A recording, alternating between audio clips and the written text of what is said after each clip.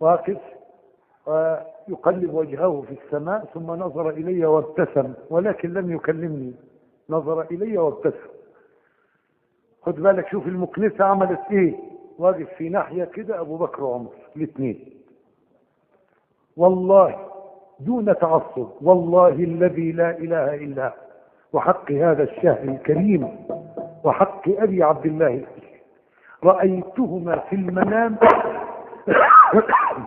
كأنهما كلبين، كلاب واقفة كده على بعد من رسول الله.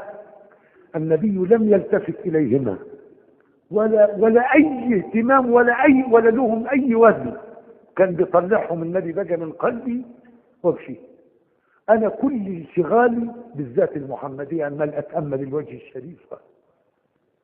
بعد قليل حضر أمير المؤمنين